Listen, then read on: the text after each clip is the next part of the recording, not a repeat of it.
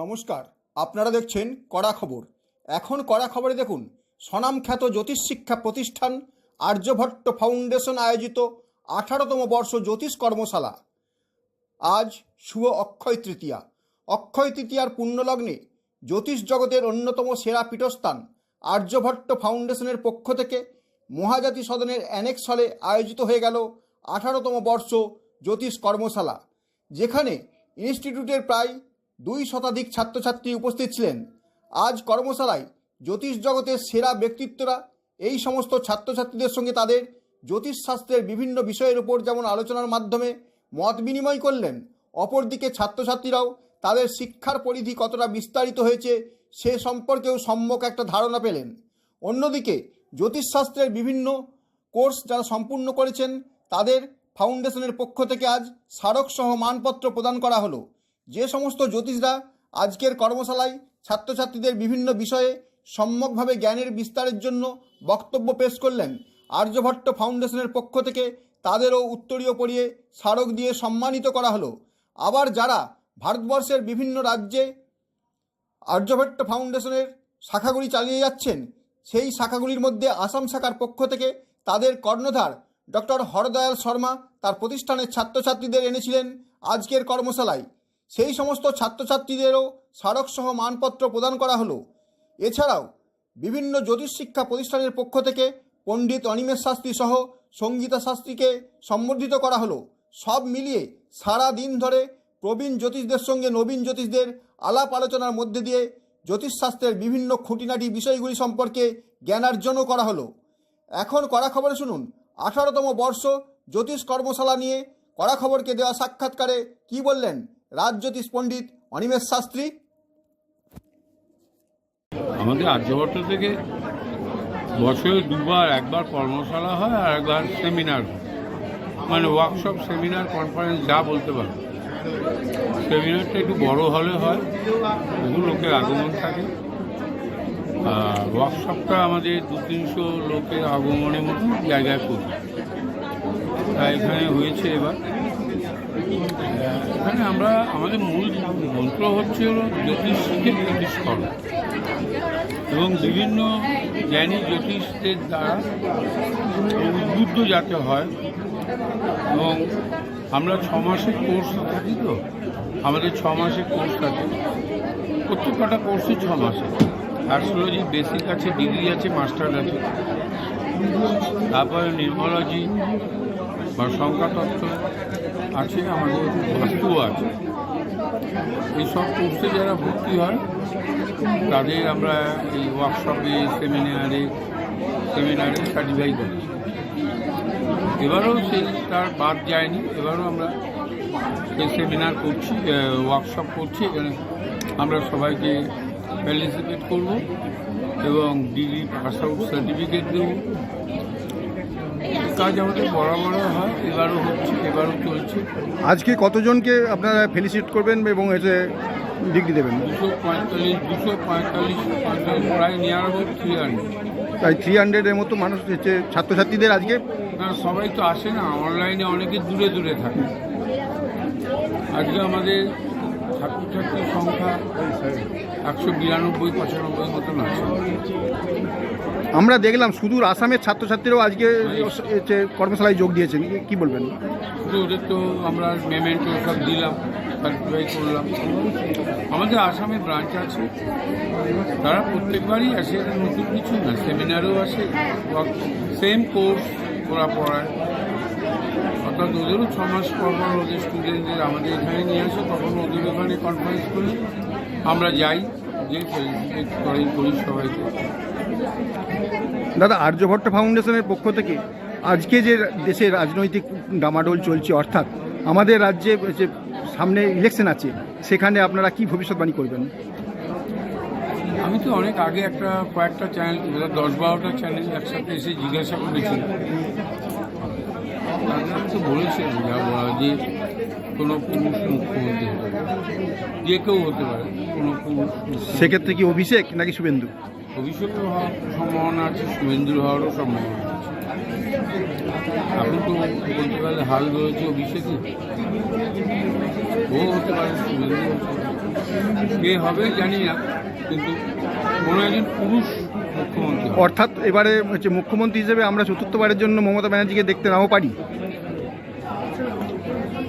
মহাসংঘ তো অনেকদিন চালালো, দেখা যাচ্ছে ইয়াং জেনারেশন, অভিষেক, শুভেন্দু, এরা কেউ যদি চালালো, আশা করবো আধুনিক প্রভাবগুলোকে এখানে অ্যাপ্লিকেশন করবে ওয়েস্ট বেঙ্গল, এবং ওয়েস্ট বেঙ্গলের শিক্ষা, স্বাস্থ্য এগুলো সব ভালো হয়, এবং বছরটাও তো ভালো হয়, বছরটাও এপ্রিলের পর থেকে অনেক ভালো হয়। দাদা, আর একটা জিনিস দেখা গেছে আমাদের রাজ্যে ভোট পরবর্তী একটা হিংসা সৃষ্টি হয়, সেক্ষেত্রে আপনার ভবিষ্যৎবাণী কি, যে ভোট পরবর্তী বছর হিংসা অনেকটা রবি পেরিয়ে গেছে, শনিবার থেকে মঙ্গলও পেরিয়ে যাবে, অর্থাৎ রক্তক্ষয়ী কোনো সংগ্রামের চান্স নেই। মঙ্গল না বেরোলো, মঙ্গল বেরোলো 12 তারিখ, মে মাসের 12 তারিখ, মঙ্গলের দিকগুলো কমে যাবে, খারাপ হবে না এটা বলতে পারি। আর রাজ্যের মানুষের জন্য কি শুভেচ্ছা বার্তা পাঠাবেন? অ্যাস্ট্রোলজি নিয়ে বলুন, অ্যাস্ট্রোলজি বিরাট উদ্দীপনা, দেখুন না ওইখানে কেমন জটরা, কেমন উদ্দীপনা, এত ছাত্রছাত্রী হল পুরো ভর্তি, অনেকের অনেক বাধা বিপত্তিকে আমরা অতিক্রম করি। দেখুন, আপনার টার্গেট যদি শর্ট থাকে না, আপনাকে কেউ আটকাতে পারবে। আমার টার্গেট শর্ট, বিভিন্নভাবে আমাকে জ্বালাতন করার চেষ্টা হয়, টেনশন দেওয়া, আমাকে বিভিন্ন ভয় দেখানো, কিন্তু তাতে আমি দৌড়ি না। আমার অ্যাস্ট্রোলজি আমি প্রায় 41 বছর হয়ে গেল করছি, জুলাইতে 41 বছর হবে। আমি অ্যাস্ট্রোলজি করেছি এবং প্রপার ওয়েতে প্রতিকার দিয়েছি। অনেকে অনেক কথা বলে, কিন্তু কেউ আমাকে ল্যাডার হিসেবে অনেকেই ব্যবহার করতে চায়। সেটা গালাগালি দিয়ে ব্যবহার না করলেও আমার কাছে কথাবার্তাগুলো ব্যবহার হয়। আজকের মঞ্চ থেকে আমরা দেখলাম শ্যামল ভট্টাচার্যের মতো একজন হচ্ছে অ্যাস্ট্রোলজার, যিনি বললেন যে ভারতবর্ষে 8 জন অ্যাস্ট্রোলজারের মধ্যে অনিমেষ শাস্ত্রী একজন। কি বলবেন? দেখুন, এটা আমি বলতে চাই না, অ্যাস্ট্রোলজার ফিল্ডে আমি দেখেছি, আমি সারা ভারতবর্ষ পৃথিবীর নানান জায়গায় কনফারেন্স করে আমি দেখেছি, জ্যোতিষ করার লোক অনেক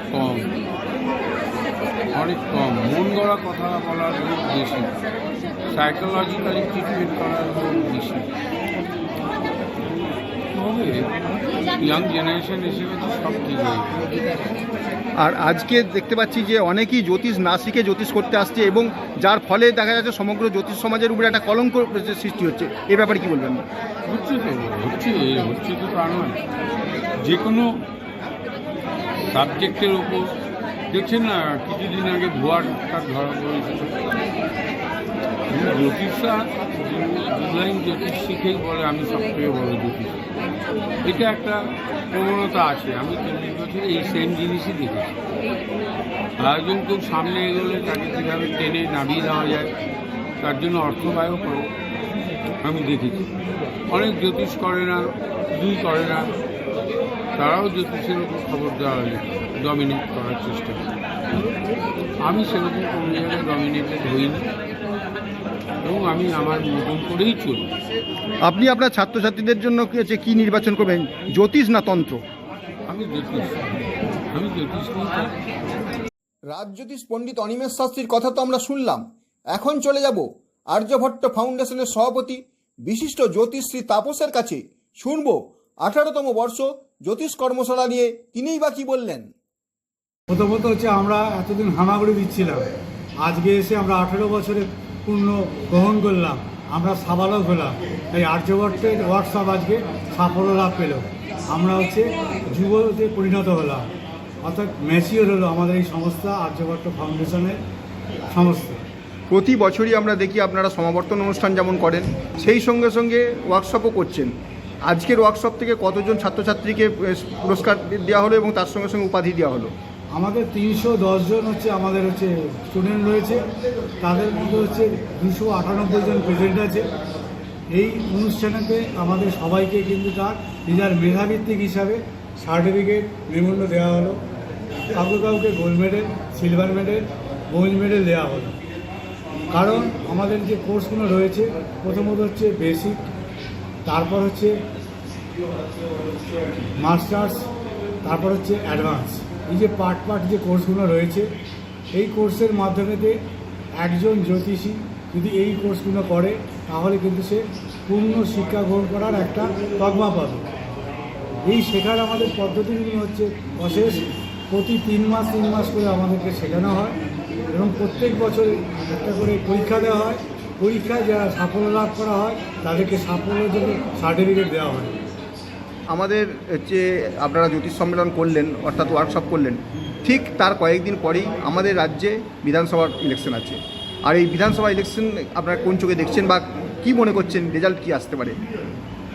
আমার কাছে অনেক সাংবাদিক এসেছে, নানান প্রশ্ন করেছে, কিন্তু আজকের মিডিয়া বা মাইলেজ বা টিআরপি বলুন না কেন, সবচেয়ে বড় টিআরপি মমতা ব্যানার্জি জিতবে কিনা ভবানীপুর, এটাই সবচেয়ে বড় টিআরপি। কোন জ্যোতিষী ভালোভাবে বলতে পারে? দুর্ভাগ্যবশত যারা কলকাতায় বসবাস করে না, বাইরের জ্যোতিষীরা কি গণনা করে আমি জানি না, তারাও শিক্ষিত জিনিস। প্রথমত প্রশ্ন হচ্ছে, একজন অ্যাস্ট্রোলজার তাদের যদি হরস্কোপ বা পুরোভাবে পায়, 3টে পার্টে গণনা করা হয়। একটা হচ্ছে মমতা ব্যানার্জি পক্ষ, বিপক্ষে হচ্ছে শুভেন্দু অধিকারী।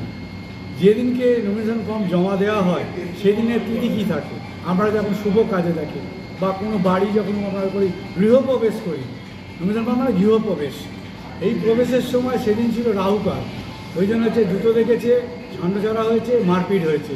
তার মানে রাহুকালে যদি এরকম পণ্ডিতরা যদি দেয় তার কী ফলাফল পাবে? জনগণই তার ভোট প্যালেটে দিয়ে দেবে। অতএব শুভেন্দু এখানে হারছে, মমতা এখানে জিতছে। আর আমাদের রাজ্যের কি পরিবর্তন হবে না কি প্রত্যাবর্তন হবে? পশ্চিমবাংলার অনেকেরই প্রশ্ন হচ্ছে যে এবারে কে আসবে, যে সরকার 4 বছর করতে পারবে না অন্য কেউ সরকার হচ্ছে হাজির হবে।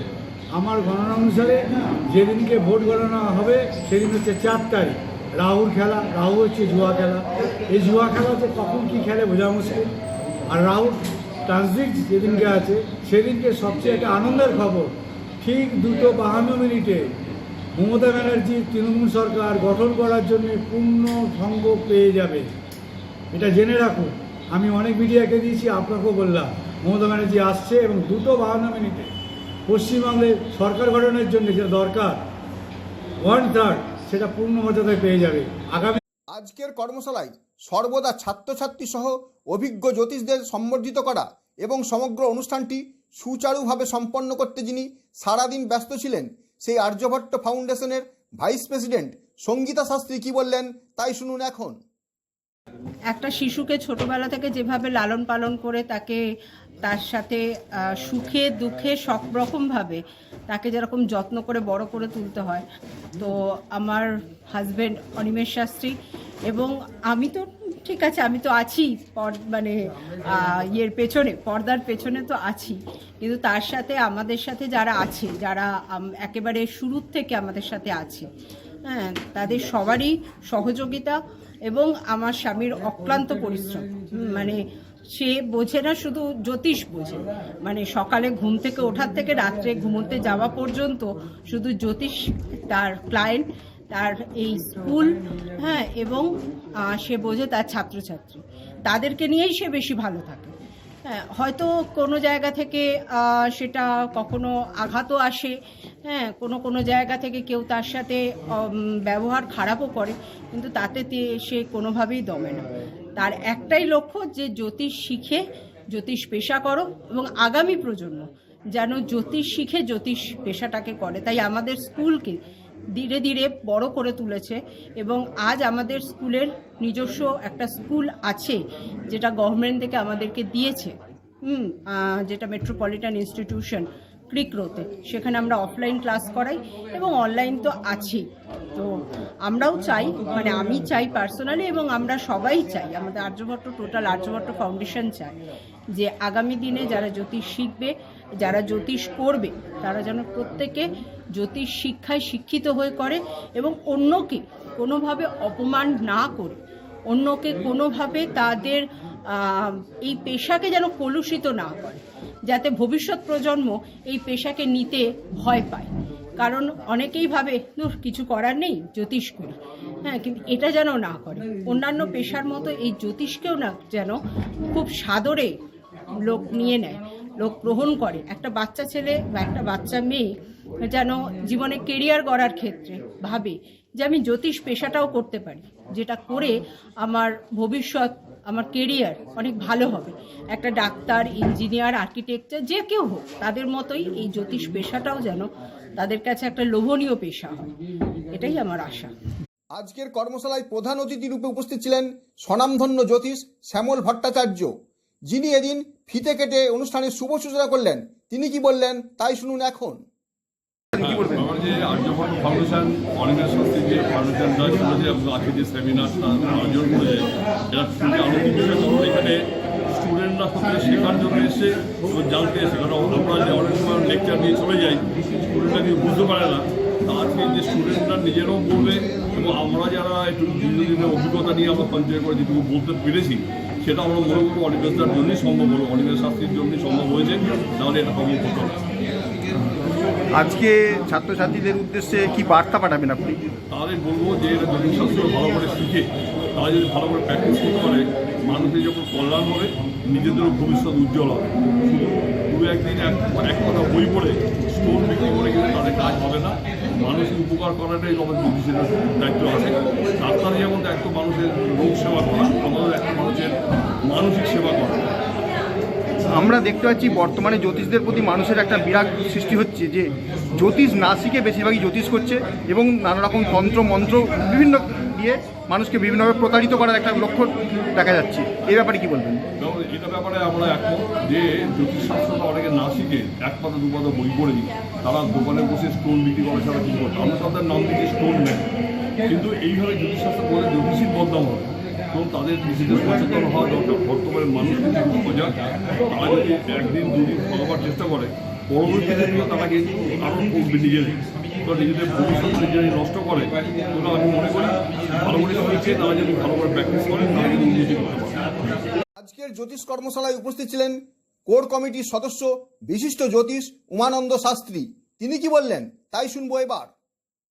আমি আর্যভট্টের কোর কমিটির একজন মেম্বার এবং সবসময় আর্যভট্টের যাবতীয় অনুষ্ঠান, সে কনফারেন্স হোক, ওয়ার্কশপ হোক বা অন্য কোনো রকম কোথাও অনুষ্ঠানে যাওয়া হোক, আমাদের পিকনিক অনুষ্ঠান হোক, সবেতেই আমি আছি। আর্যভট্ট ফাউন্ডেশনের যিনি প্রতিষ্ঠাতা মাননীয় রাজজ্যোতিষী পণ্ডিত অনিমেষ শাস্ত্রী, বরাবর প্রথম থেকে জ্যোতিষ জগতে উনি এনেছিলেন বিপ্লব। তখনকার দিনে, মানে আজ থেকে সম্ভবত 19 বছর আগে, এটা আমাদের 18তম কর্মশালা, 19 বছর আগে 100 টাকায় জ্যোতিষ শিখুন, মাসে 100 টাকা দিয়ে জ্যোতিষ শিক্ষা ইনি প্রচার করেছিলেন। আমাদের আর্যভট্ট ফাউন্ডেশনই দেখিয়েছিল জ্যোতিষকে বিপ্লব কীভাবে আনতে হয়। জ্যোতিষ শিখে জ্যোতিষীর কাছে যান এবং জ্যোতিষ জেনে জ্যোতিষ করুন। আজকে সেই বিপ্লবে অনেকেই পা দিয়েছে, অনেকেই জ্যোতিষের স্কুল করেছে এবং যে যার পেশায় তারা হয়তো সফলতা পেয়েছে, কিন্তু জ্যোতিষ জগতে বিপ্লব আনার মূল কারিগর কিন্তু আমাদের আর্যভট্ট ফাউন্ডেশন এবং রাজজ্যোতিষী পণ্ডিত অনিমেষ শাস্ত্রী। আজকে তার এই কর্মশালা 18তম কর্মশালা। উনি কনফারেন্স তো সমাবর্তন অনুষ্ঠান বছরে একটা করে করেনি, আমাদের ছাত্রছাত্রীরা সবাই থাকে। তার সঙ্গে সঙ্গে এই যে ওয়ার্কশপ, এখানে জ্যোতিষ, বাস্তু, হস্তরেখা, সংখ্যাতত্ত্ব, এই রিলেটেড যাবতীয় সাবজেক্টের উপরে আলোচনা হয় এবং স্যার বরাবরই আমাদের মতো নতুন প্রজন্মকে এগিয়ে দিয়েছেন, নিজে পাশে থেকে আমাদেরকে সামনে সারিতে তুলে ধরেছে। এ থেকে একটাই, এই যে আর্যভট্ট ফাউন্ডেশনের এই কর্মশালা এবং ছাত্রছাত্রী আজকে যে উপস্থিতির সংখ্যা দেখছেন, এতে প্রমাণিত যে আর্যভট্ট তার নিজস্ব জায়গায় সঠিকভাবে শিক্ষার বিপ্লবে রয়েছে এবং আগামী দিনেও থাকবে। আজকের কর্মশালায় বাস্তু নিয়ে বিশদভাবে আলোচনা করে ছাত্রছাত্রীদের জ্ঞানের ভাণ্ডারকে যিনি শক্তিশালী করতে চেষ্টা করলেন, তিনি হলেন বিশিষ্ট বাস্তুবিদ জ্যোতিষ শ্রী আনন্দ। তিনি কি বললেন তাই শুনুন এবার। না, প্রথমত আমি প্রত্যেককে যেটা বলে থাকি, আমাদের শিখতে হবে। আমাদের এই পেশায় নাম করতে গেলে বা অর্থ কামাতে গেলে যদি আমরা জ্যোতিষ হোক, বাস্তু হোক, নিউমোলজি হোক, প্রথমত আমাদের এটাকে ভালো করে অধ্যয়ন করতে হবে এবং স্কিলিং ডেভেলপমেন্ট করতে হবে, এক্সেলেন্স হতে হবে, তবেই কিন্তু পেশাটা সঠিকভাবে করা যায়। এটাই মূল কথা। আমরা দেখলাম বাস্তু নিয়ে আপনি অনেকটাই আলোচনা করলেন, যেখানে বাস্তুর বিভিন্ন দিকগুলো তুলে ধরলেন যে কোনখানে কোন জিনিস করলে ভালো হবে, মন্দ হবে, এই ব্যাপারে কী বলবেন? বাস্তুতে প্রথমত আমাদের প্রত্যেকটা জনের নিজস্ব ক্রাইটেরিয়া রয়েছে। তা নর্থ হোক, নর্থ ইস্ট হোক বা আপনার ইস্ট হোক, প্রত্যেক আলাদা আলাদা রেজাল্ট দিয়ে থাকে। এবার সেই জোনগুলো যদি নেগেটিভিটি হয়, কোনো কারণে ব্লকেজ হয়, তাহলে তার পজিটিভ ক্ষমতা হারিয়ে যায়। এবং পজিটিভটা হচ্ছে বাস্তু প্রথম কথা পরিষ্কার পরিচ্ছন্ন। বাস্তুকে সবসময় জন্য যে বাড়িতে আপনি বসবাস করছেন মেনটা হচ্ছে পরিষ্কার পরিচ্ছন্ন রাখতে হবে, তার সঙ্গে অর্গানাইজ করে গুছিয়ে রাখতে হবে এবং বাড়িতে আমাদের হিন্দু শাস্ত্র অনুসারে দীপদান করা এবং ধূপ জ্বালানো, কর্পূর জ্বালানো, এগুলো যদি করা যায় তাহলে স্বাভাবিকভাবে বাড়ি ভালো থাকবে।